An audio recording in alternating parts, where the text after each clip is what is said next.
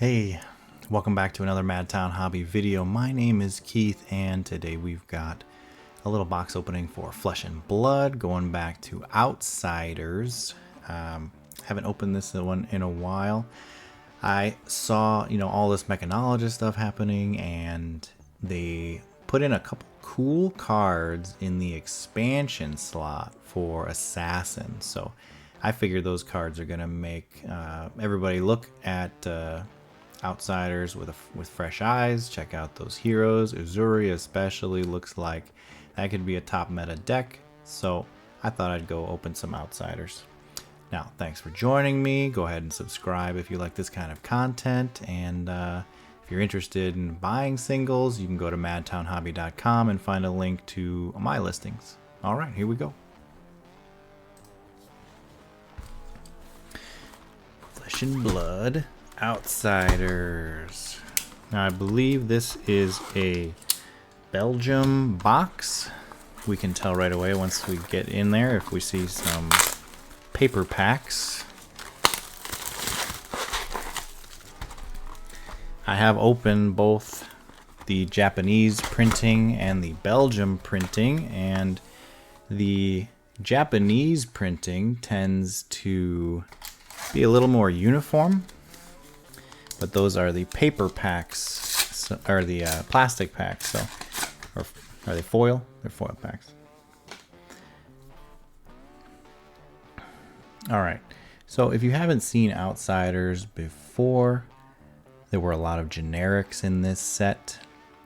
This was a 6-hero draftable set. There were 2 for each class. Then you had 2 assassins, 2 rangers, and 2 ninjas.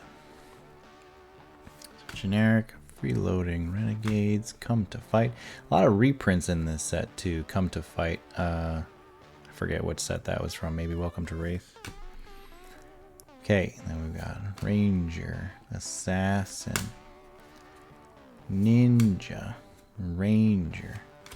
Now you typically a typical pack is supposed to have 2 rares, or 1 rare plus the second card being majestic or higher if it's not a rare.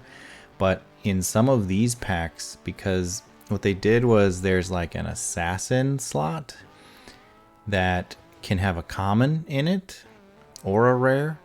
So in essence, some of these packs have only 1 rare, and some of them have 3 rares.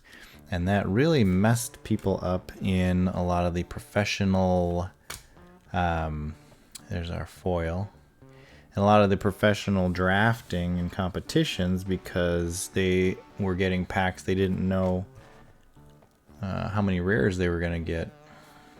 And a cracked bobble in the back. Yeah, and in this one too, the common the common equipment is like the last slot. Boy, got too much text going around. Can't get this thing to focus. Okay, we'll get moving along here. So what do we backwards here? So power through the commons. Get to our rares.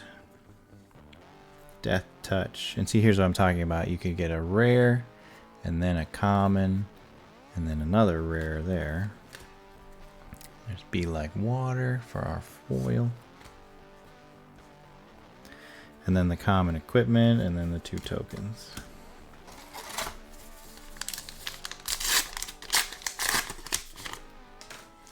Looking back at the what cards came in this set, there's not a lot of value right now, but you can get yourself some interesting equipment at least. And what everybody's definitely looking for when they open this set are the codexes. All the values really in those majestics. You've got there's a Majestic Spreading Plague. I don't know how much that's used. Rare. So that that Majestic was in the Assassin slot, and then there was a rare, and now here's our foil. Rare.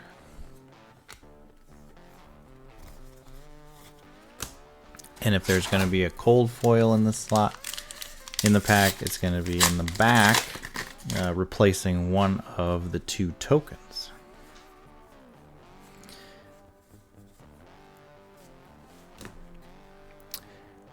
Now I'm going to try to get through these packs here, really just stopping on what would be a Majestic or above.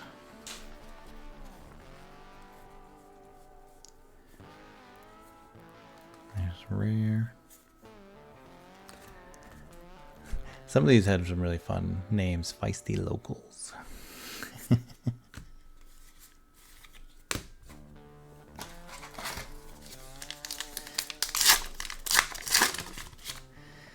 So I'm curious what people think about all of these spoilers coming out right now for, there we go, Barbed Undertow Majestic.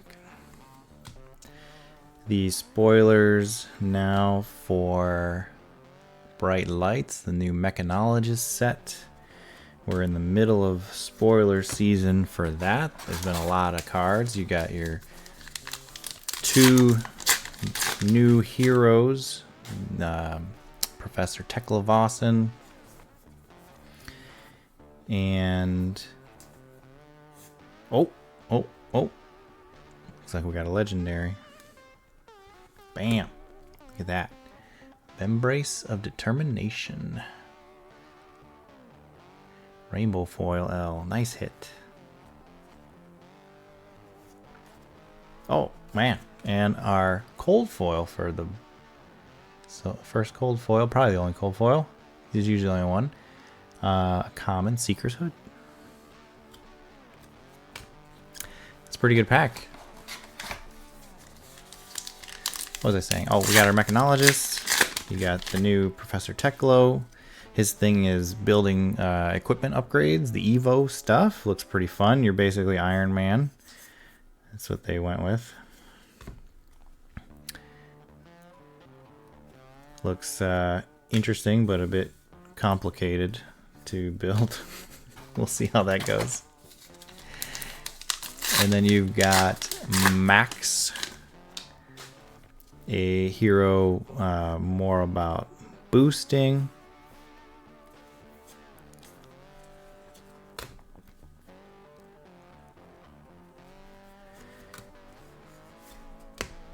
And then we've got a new Dash.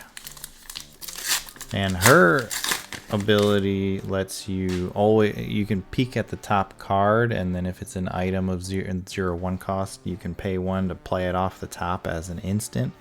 That's insane. They just revealed an item that if you hit, you can blow it up to do 4 damage, which is pretty crazy.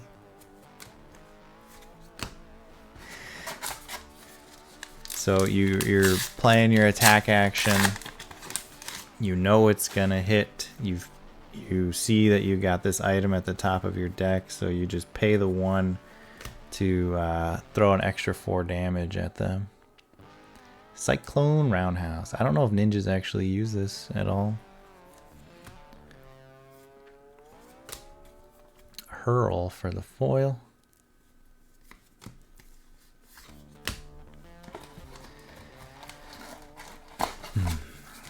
There were a lot of cool cards in this set that were added for Ninja, even though they didn't get new heroes, but didn't really push them up the meta, didn't really do much for them, I guess. Now we've got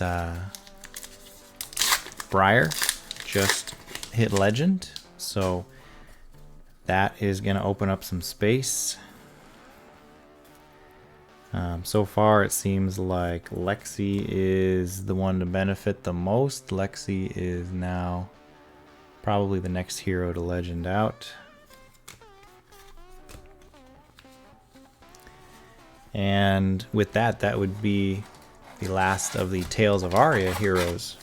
Now, LSS has said the Tales of Aria weapons were not tested as thoroughly as they should have, and so they ended up banning Winter's Wail. They ended up banning Duskblade before the set even came out. So, and then they said Voltaire for Lexi. They should have probably banned it, but they're just gonna let Lexi just finish.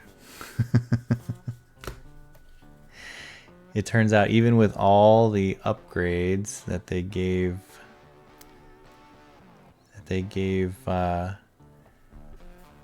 Ranger in this set, they still can't, you know, Lexi's barely making it. Codex of Frailty is insane for Ranger, and you know that's or maybe you don't know, but that's pretty much where all the value is in this set, are the Marvel codexes. Knives Out. The Codex of Frailty I think still runs about $220, $230. It's pretty crazy for a Majestic.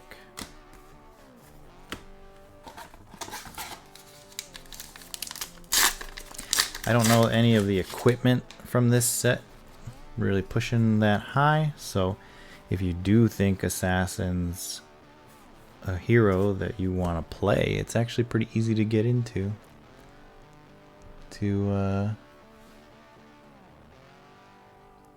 Pretty easy to get into and afford all the equipment. Beep boop, beep boop. Okay, it's not gonna work for me. All right. It's just a rainbow foil.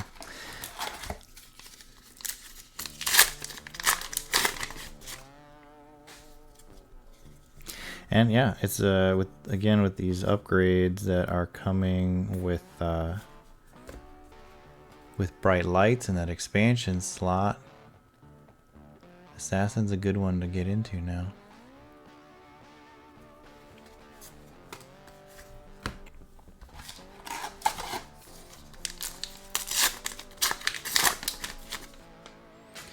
I mean, everybody's going to be playing mech.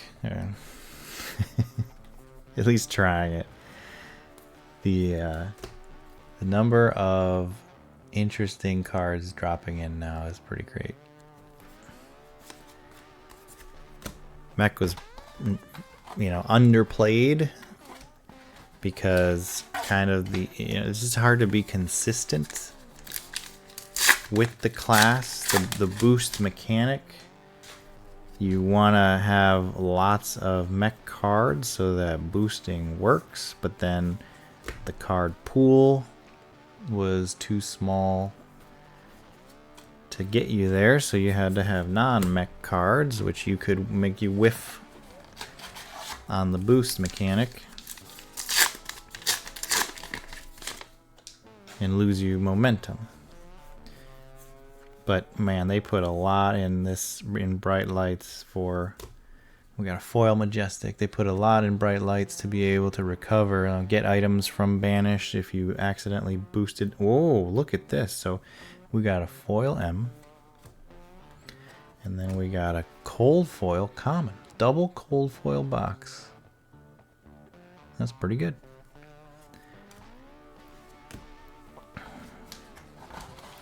Their value isn't that high. I think I'm not one to like throw values up on the screen while I'm doing this, but so far I'd say we might have like $30. Another M dagger or Bitaclast. Spike with Blood Rot. Last pack. Let's see. Marvel Codex, last pack magic.